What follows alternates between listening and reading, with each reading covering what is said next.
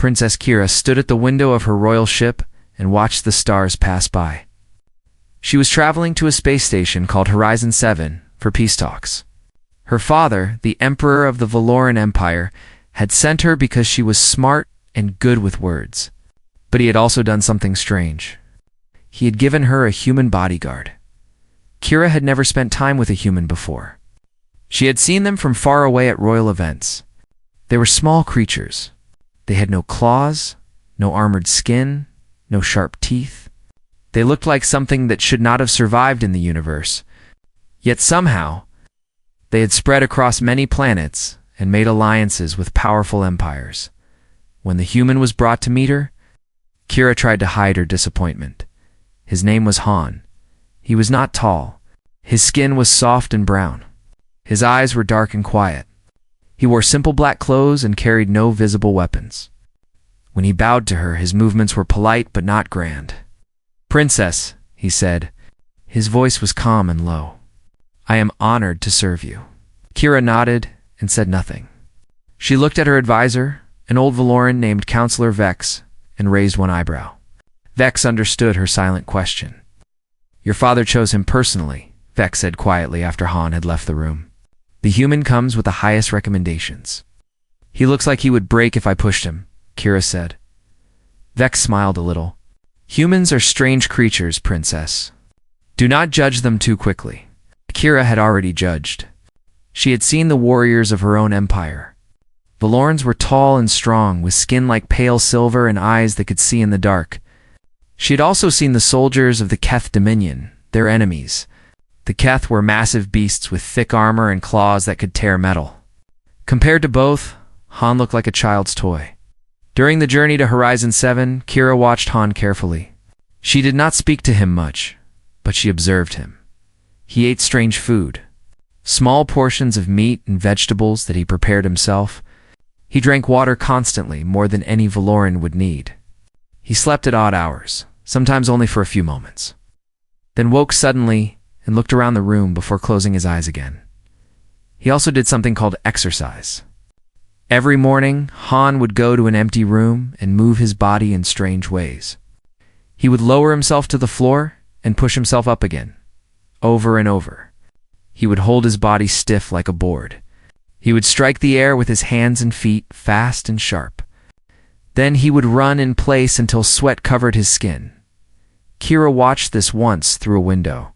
She found it confusing. Why does he do that? She asked Yuna, the human translator who traveled with them. Yuna was a young woman with short black hair and clever eyes. She was Han's childhood friend. It's brought along to help with language and culture during the peace talks. Yuna looked at the princess and smiled. "Humans must train their bodies every day, Princess. If we stop, we grow weak." "That sounds exhausting," Kira said. "It is," Yuna agreed. "But it is how we survive." Kira shook her head. What a fragile species. Later that day, Yuna tried to tell Kira more about humans. She explained that Earth, the human homeworld, was something called a death world. This meant the planet was full of dangers. Extreme heat and extreme cold. Poisonous plants and deadly animals. Diseases that killed millions. Natural disasters that destroyed entire cities. "We evolved to survive all of it," Yuna said proudly. "That is what makes us strong." Kira listened, but did not believe. If humans were so strong, why did they look so weak? Why did they need to train every day just to maintain their bodies? Why did they have no natural weapons, no armor, no venom? She decided that Yuna was simply being proud of her species. All species did this. When they arrived at Horizon 7, Kira saw many different aliens. The station was neutral ground, a place where enemies could meet and talk without fighting. There were tall creatures and short ones, beings made of light and beings made of stone. There were robots and organic life forms and things that seemed to be both, and there were Kith. The Kith Dominion had sent their representatives too. They were led by Lord Theron, a warlord famous for his cruelty. He was enormous, even for a Keth. His body was covered in natural armor, the color of dried blood. His eyes burned yellow, and his voice sounded like rocks grinding together. When Kira entered the main hall, she felt Lord Theron's eyes on her. He did not bow. He only smiled, showing rows of sharp teeth. Han walked behind her, silent as always. His eyes moved around the room, never stopping, always watching. At one point during the welcome ceremony, Kira stood near a group of delegates from a minor species. They did not notice her listening. "Look at the human," one of them said. Pointing at Han, "The Valorans brought a pet to guard their princess." The others laughed. "Humans are only good for one thing," another said. "They make friends with everyone. They are too weak to do anything else." "The galaxy's pets," the first one agreed. "Soft little things that follow stronger species around." Kira glanced at Han. He stood a few steps away. He must have heard them. But his face showed nothing. He did not react. He did not defend himself or his species. He simply watched the room. Kira felt a small flicker of something. It was not respect. Maybe it was curiosity. Why did he not respond? Was he scared? Was he ashamed? Or did he simply not care what others thought? She could not tell. That night, Kira had dinner with the other delegates. Han stood behind her chair, still and silent. He refused food when it was offered. He refused drink. He just stood there like a statue. When dinner ended and Kira returned to her quarters, she stopped at the door and looked at him. "You will sleep now?" she asked. "No, Princess," Han said. "I will watch all night." "Yes," Kira frowned. "You need rest. Even humans need rest." "I will rest when you are safe," Han said. His voice was polite but firm. Kira did not argue. She went inside and closed the door. But later, when the station was quiet and the lights were dim, she opened her door just a little and looked out. Han sat beside her door. His back was straight. His eyes were open. His hands rested on his knees, still and ready. He was not asleep. He was not reading or playing with some device. He was just sitting there, watching the empty hallway. Waiting for something that might never come, Kira watched him for a long time. She still thought he looked soft and small. She still did not understand why her father had chosen him. But for the first time, she noticed something strange. Han did not look scared of the darkness or the silence, or the dangerous aliens that filled this station. He looked like he was waiting. Calm and patient, like a hunter in tall grass. She did not know what it meant, but something about it made her unable to sleep for hours. The peace talks began the next morning.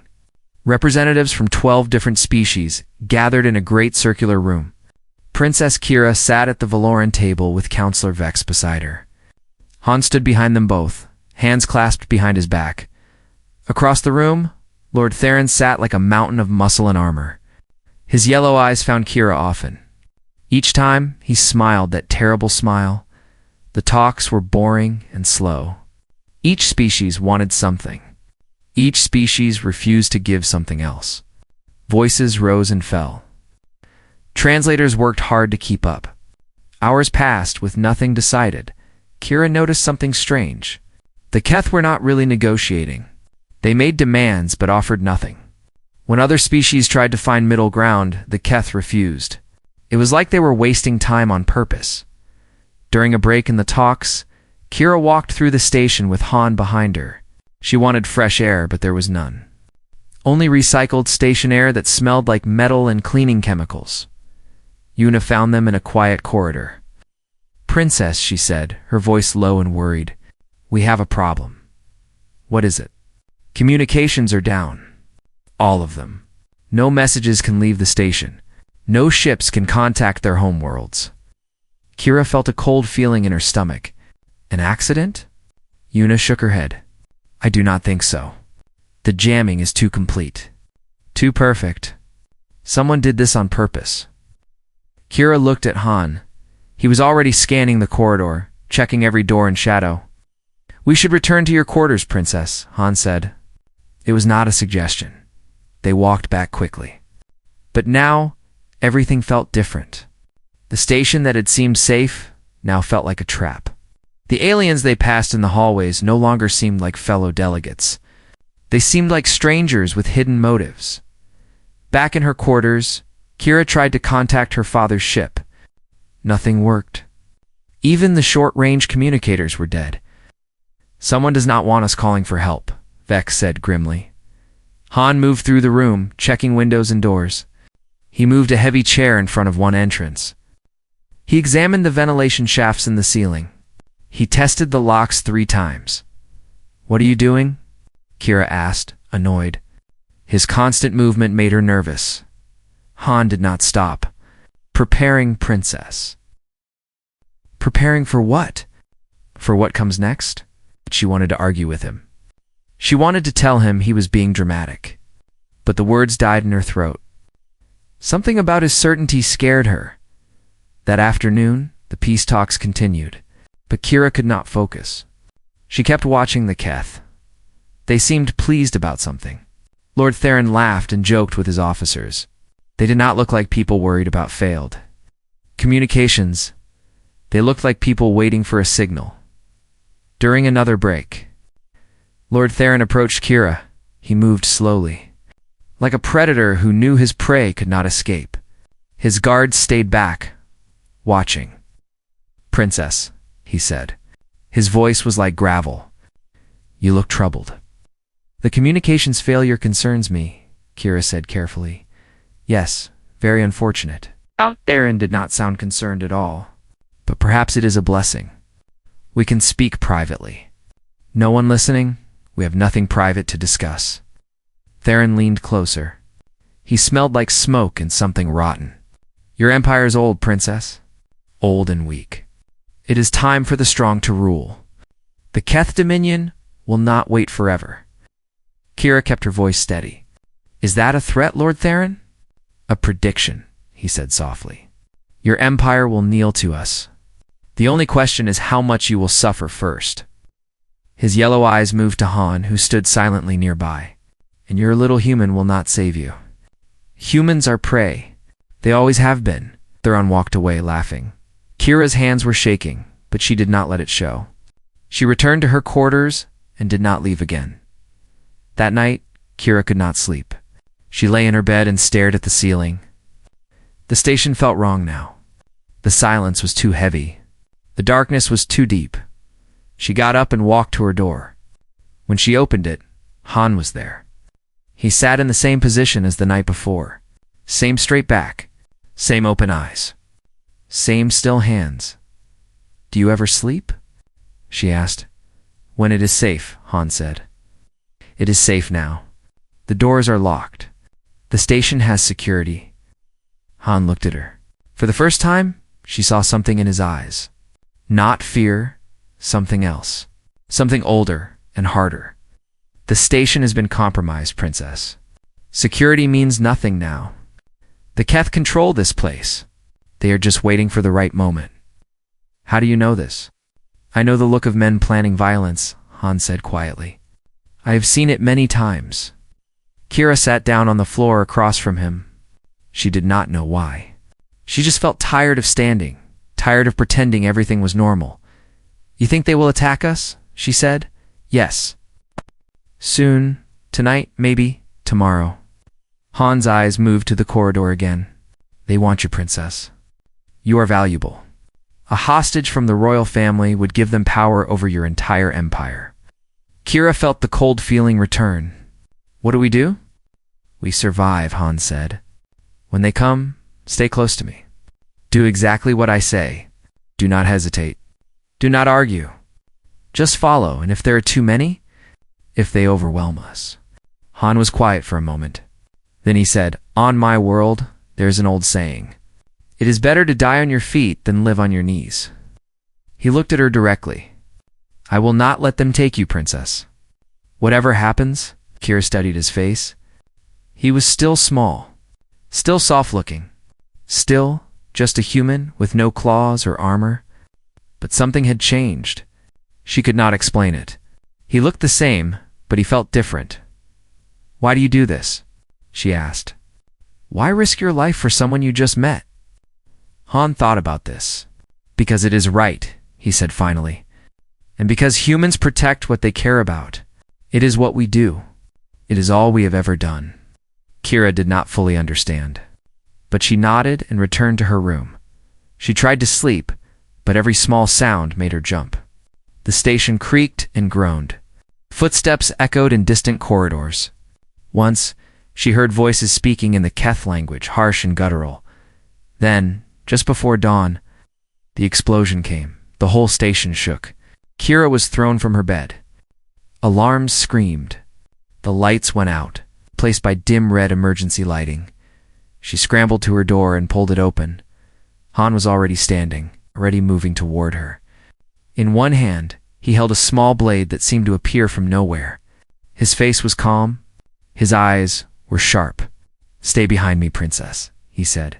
His voice was steady, almost gentle. "It begins now." Somewhere in the station, she heard screaming, gunfire, the roar of Keth war cries, and through it all, Han stood between her and the darkness, small and soft and completely unafraid. The station was dying. Kira could feel it in the shaking floors and the screaming alarms. Smoke filled the corridors. The emergency lights painted everything an angry red dot. Han moved fast. He grabbed Kira's arm and pulled her from her quarters. Counselor Vex stumbled out behind them, old and confused. Yuna appeared from a nearby room, her face pale with fear. "This way," Han said. He did not wait for questions. He started moving. "How do you know where to go?" Kira asked, struggling to keep up. "I memorized the station layout when we arrived," Han said. "Every corridor, every exit, every emergency shuttle." Kira stared at him. He had been here only 2 days. They moved through the chaos. Other delegates ran past them, screaming and crying. Some were injured, bleeding from wounds Kira did not want to look at. The Keth had struck hard and fast. Station security was gone. No one was coming to help. They turned a corner and found 2 Keth soldiers waiting. The aliens were huge. Their armored bodies filled the corridor. Their yellow eyes locked onto Kira with hungry recognition. "The princess," one growled. "Lord Theron will reward us well?" Han stepped forward. Kira wanted to scream at him to stop. What could he do against Keth warriors? They were twice his size. They had claws that could cut through metal. He had nothing but that small blade. But Han did not hesitate. He moved like water, like smoke. One moment he was standing still, and the next he was between the 2 Keth, his blade flashing in the red light. The first Keth screamed and grabbed his throat. Blood poured between his armored fingers. He fell to his knees, choking. The second Keth swung a massive arm at Han. The blow should have crushed him. But Han was not there anymore. He ducked under the swing, twisted, and drove his blade into the gap between the Keth's armor plates. Right where the leg met the body, the Keth roared and collapsed. Han pulled his blade free and kept walking. "Come," he said. "More will follow." Kira stepped over the fallen Keth. Her heart was pounding. Her mind could not understand what she had just seen. 2 Keth warriors, killed in seconds by a creature she had thought was soft and weak. "How?" she whispered. Han did not answer. He was already moving. They found more survivors as they went. Delegates from other species, lost and frightened. Han gathered them all. He led them through corridors Kira did not know existed. He knew which paths were safe and which were blocked. He knew where the Keth patrols were moving. It was like he could see through walls, like he could hear every footstep in the station. They reached a junction where 3 corridors met. Han stopped and held up his hand. "Wait," he breathed. Kira heard nothing. She saw nothing. But Han stood perfectly still, his head tilted slightly, listening. Then she heard it. Footsteps. Many footsteps. "Coming from 2 directions," Trap Han said. "They are trying to surround us." He looked around quickly, then pointed to a ventilation shaft high on the wall. "Through there. It leads to the lower levels." "We cannot all fit," Vex said. The old Valoran was breathing hard. "Some of us are too large." Han nodded. "The larger ones go the long way. I will lead them. The smaller ones Go through the shaft. He looked at Yuna. They take the princess. Go straight until you reach the maintenance level. What? The shuttle bay is at the end. What about you? Yuna asked. I will meet you there. Han boosted Kira up to the shaft opening. Go now. Do not stop for anything. Kira grabbed the edge of the shaft and pulled herself in. It was cramped and dark. She heard Yuna climbing in behind her. Han, she called back. Be careful. He looked up at her. In the red light, his face was calm, almost peaceful. I will see you soon, princess, he said.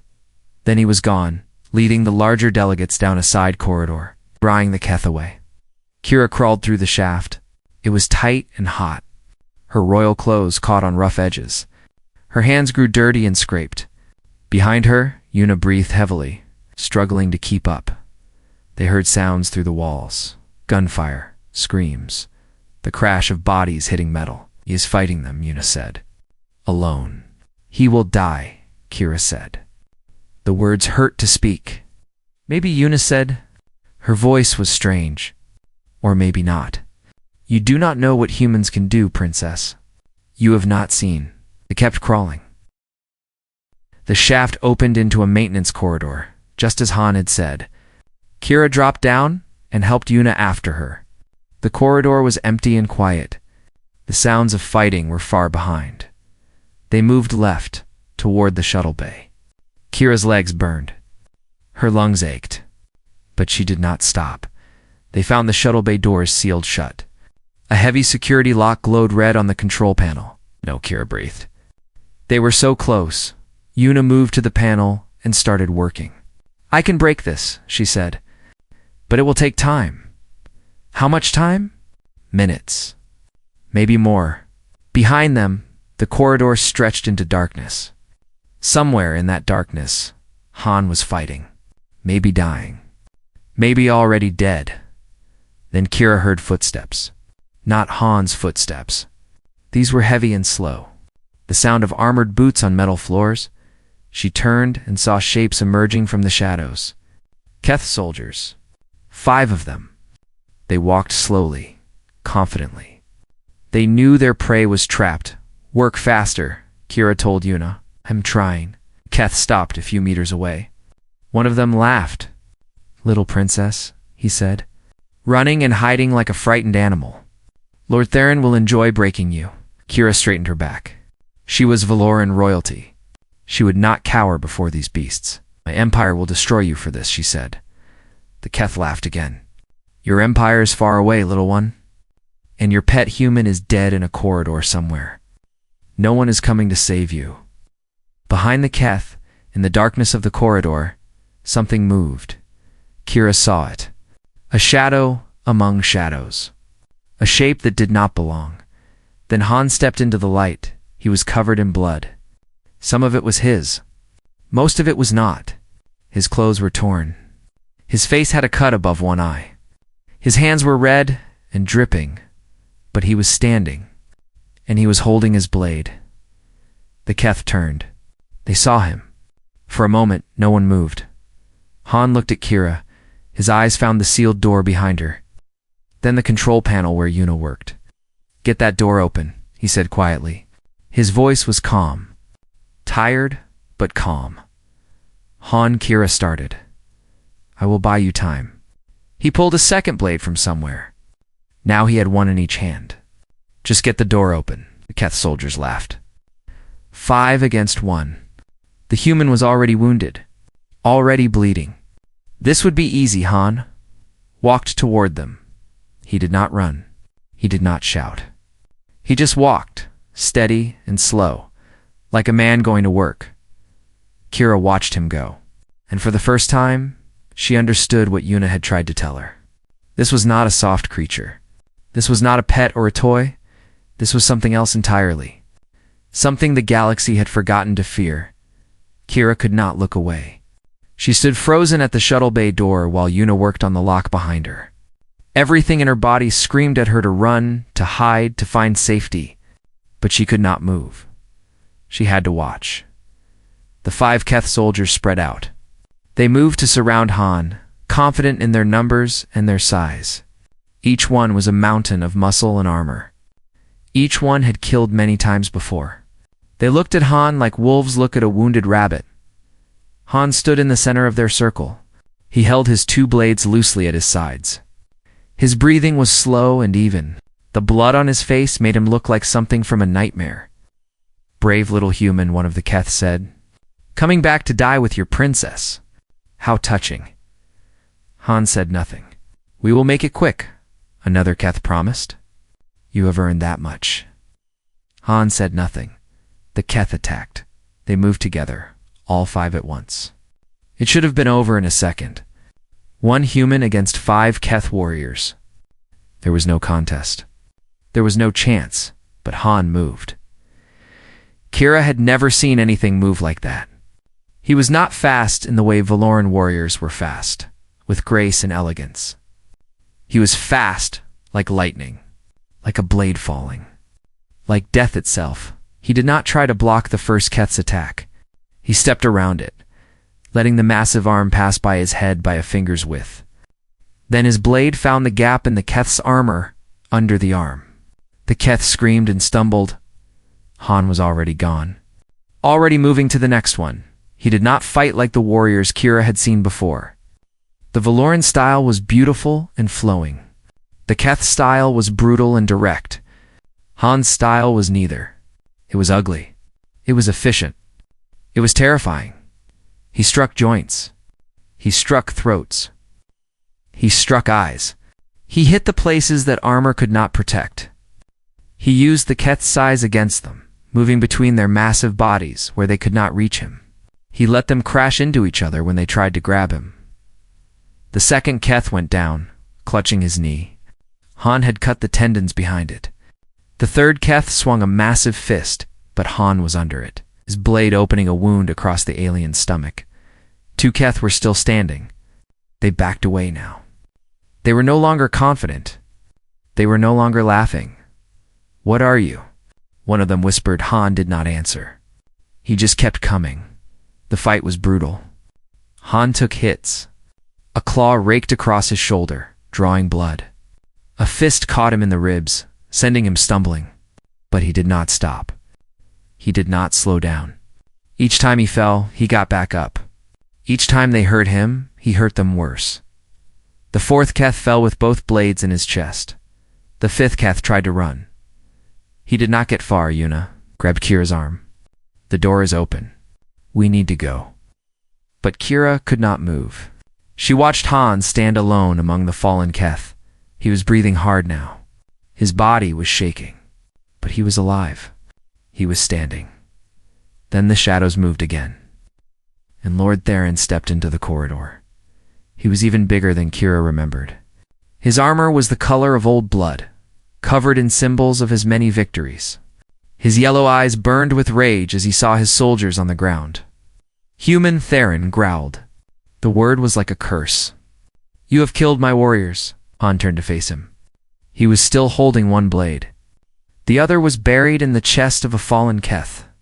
His arms hung heavy at his sides. Blood dripped from his fingers. "Yes," Han said simply. Theron roared and charged. He was fast for his size, incredibly fast. His armored fist came down like a meteor, cracking the metal floor where Han had been standing a heartbeat before. Han rolled away and slashed at Theron's leg. The blade scraped against armor but did not cut through. Theron's armor was stronger than the others. "Little insect," Theron laughed. "You cannot hurt me. My armor has stopped blades sharper than yours." Han did not respond. He kept moving, kept circling, looking for an opening. Theron attacked again and again. His fists crashed into walls. His claws tore through metal. He was destroying the corridor around them, but he could not catch Han. The human was always just out of reach, always one step ahead. But Han was slowing. The wounds he had taken were adding up. His movements were getting heavier. His breathing was getting rough. Theron saw it too. "You are dying, human. Every moment, you grow weaker. Soon, you'll make a mistake, and then I will crush you." Han stumbled. It was small, just a half step, but it was enough. Theron's massive hand caught Han around the throat and lifted him off the ground. Kira screamed. Han hung in Theron's grip, Ow. his feet kicking at empty air. His face was turning dark. His hands clawed at the armored fingers around his neck. "That fragile creature," Theron whispered. "Did you think you could stop me? Did you think a human could defeat a Keth warlord?" He squeezed tighter. "I will kill you slowly. Then I will take your princess. Then I will burn your homeworld to ash." Han stopped struggling. His hands fell to his sides. Kira thought it was over. She thought he was dead. Then Han's hand moved. It did not move toward Theron's arm. It moved to his own boot. And when it came back up, it held something. A small device. A metal cylinder no bigger than a finger. Han pressed it against Theron's eye. There was a flash. A crack. A sound like thunder in a small space. Theron screamed. He dropped Han and stumbled backward, his massive hands covering his face. Blood poured between his fingers. One of his eyes was gone, destroyed by whatever Han had used. Han landed on his feet. He was shaking so badly he could barely stand. But he was standing. He was still fighting. He picked up his fallen blade. Theron swung blindly, roaring in pain and rage. His fists crashed into walls. His claws tore through the air. But he could not see. He could not aim. Han moved behind him. The blade found the gap at the back of Theron's neck, where the helmet met the body armor. It slid in deep. Theron stopped moving. He stood there for a long moment, his massive body frozen. Then he fell forward, crashing to the ground like a mountain collapsing. Han stood over him. Swaying on his feet behind Kira, Yuna whispered something. Her voice was full of wonder and fear. "On Earth," she said softly, "we used to tell stories about warriors who could not die, about hunters who followed their prey to the ends of the world. We called them many things, demons, heroes, legends." She looked at Han, bloody and broken, but still standing. "We wrote those stories about ourselves." Han turned. His eyes found Kira. He tried to walk toward her, but his legs gave out. He fell against the wall and slid down to the floor. "The shuttle," he said. His voice was barely a whisper. "Go. More will come." Kira ran to him. She grabbed his arm and pulled it over her shoulder. He was heavier than he looked. "I'm not leaving without you," she said. Han looked at her. For a moment, something like surprise crossed his face. Then he nodded and let her help him to his feet. Together, they stumbled through the open shuttle bay door. Leaving Lord Theron and his fallen soldiers behind in the darkness, the shuttle was small and cramped. Kira helped Han into a seat and strapped him in. His head fell back against the headrest. His eyes closed. For a terrible moment, she thought he had died. Then his chest moved. Slow and shallow, but moving. Yuna was already at the controls. Her fingers flew across the panels, starting the launch sequence. "The Keth ships will follow us," Counselor Vex said. The old Valoran sat in the corner, still shaking from everything he had witnessed. "We cannot outrun them in this shuttle. We do not need to," Yuna said. "Before the communications were jammed, I sent a message to the Valoran fleet. They should be close." Kira looked out the window as the shuttle launched. The station was burning. Fires glowed from a dozen different sections. Escape pods launched in all directions. The Keth coup had failed, but the damage was done. Hundreds were dead. The peace talks were over. Behind them, Keth warships turned to pursue. They were faster than the shuttle. They would catch up in minutes. Kira watched them come. After everything, after all Han had done, they would die here, shot down in empty space. It seemed wrong. It seemed unfair. Then the darkness lit up. Valoran warships dropped out of faster-than-light travel. One after another, after another. They were massive and beautiful, their silver hulls glowing with power. A full battle fleet, led by the Emperor's own flagship. The Keth ships stopped their pursuit. They turned and ran. Kira laughed. The sound surprised her. It was not a happy laugh. It was relief and exhaustion, and something like madness all mixed together. She laughed until tears ran down her face. Yuna brought the shuttle alongside the flagship. Docking was quick. Medical teams were waiting. They took Han first.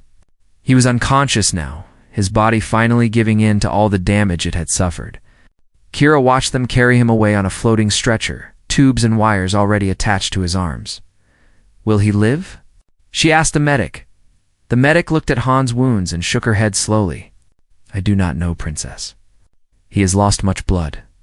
His body has been pushed beyond its limits. On most species, these wounds would be fatal. But he is human, Kira said. The medic paused. Yes, he is human. And I have learned not to underestimate what humans can survive. They took Han away. Kira stood in the corridor and watched until he disappeared around a corner. Counselor Vex touched her arm gently. Princess, your father wishes to speak with you. Kira followed him to the flagship's bridge. The Emperor stood at the great window, looking out at the burning station and the fleeing Keth ships. He was tall and silver-skinned, his eyes ancient and wise. When he saw Kira, his face softened. My daughter, he said, you are safe. Kira embraced him. She was a princess and should have been more formal.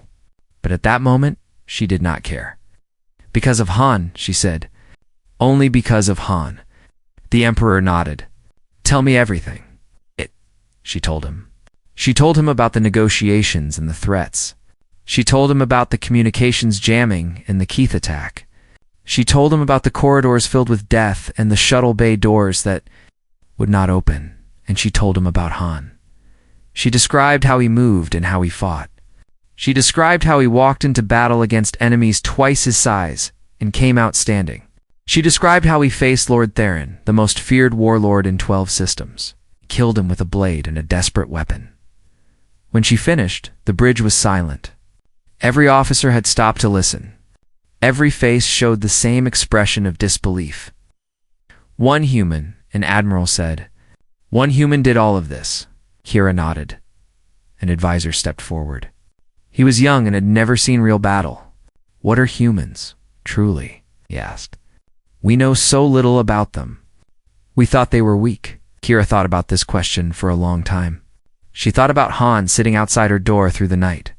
She thought about his calm voice in the darkness. She thought about his small body standing against monsters. Humans are not weak, she said finally. They are not soft. They are not pets or toys for stronger species to laugh at. She looked at her father, at the admirals and advisors and officers who had never seen what she had seen. Humans are what the galaxy forgot to be afraid of. Han woke up. Kira was there when it happened. She had visited his medical room every day, watching him breathe, waiting for his eyes to open. When they finally did, he looked confused for a moment. Then he saw her. An understanding filled his face. Princess, he said. His voice was rough from days of silence. You are well, 'cause of you, she said. You saved my life. You saved everyone on that shuttle. Han shook his head slightly. I did my duty. Your duty was to protect me. You went far beyond that. Kira sat on the edge of his bed. I need to ask you something, yes? How did you do it? I have seen warriors from many species. I have seen strength and speed and skill, but I have never seen anything like what you did. How is it possible? Han was quiet for a moment. He stared at the ceiling, thinking. Humans are not strong, he said finally. We are not fast. We are not big. We have no armor, no claws, no venom. By every measure, we should have gone extinct long ago. He looked at her directly. But we did not. Because we learned something that other species never needed to learn. We learned to keep going. No matter how much it hurts, no matter how tired we are, no matter how impossible the odds. We just keep going until we win or we die. He closed his eyes briefly. On Earth, we faced predators that could kill us with one bite. We faced ice ages that lasted thousands of years. We faced plagues that killed half our population. We faced each other in wars that destroyed entire civilizations. He opened his eyes again. And we survived. We always survived. Not because we were the strongest, but because we refused to stop. Kira sat with these words for a long time. Una said that humans wrote stories about themselves, she said. About warriors who could not die. About demons and heroes? Yes, Han said.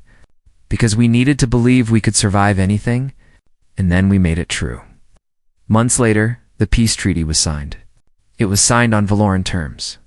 The Keth Dominion lost much of their territory. Their power was broken for a generation. Princess Kira returned to her normal life. She attended ceremonies and negotiations. She learned to rule as her father wished. She became everything a Valoran princess should be. And Han remained at her side. He stood behind her in council meetings and diplomatic events. He walked with her through gardens and corridors. He was still quiet, still humble, still small and soft-looking. Other species noticed him now. Ambassadors and diplomats looked at the human standing behind the princess and whispered to each other. They had heard the stories from Horizon 7. They knew what the quiet human had done. They did not laugh anymore. They did not call humans pets. When Han entered a room, they lowered their eyes and kept their distance. One day, a new ambassador asked Kira why she kept a human bodyguard when she could have the finest Valoran warriors. Kira smiled and looked at Han. Standing in his usual place, watching everything with those calm, dark eyes, because she said, when the darkness comes, when everything seems lost, when the strongest warriors fall and the bravest hearts break, I want someone beside me who will never, ever stop. She turned back to the ambassador. I want a human. The ambassador looked at Han. Han looked back at him. Peaceful and patient, hands at his sides. The ambassador nodded slowly, understanding at last what the galaxy was only beginning to learn. Humans were not weak. They were not soft. They were survivors. They were fighters. They were the species that faced impossible odds and simply refused to die, and now they walked among the stars. The galaxy would never be the same.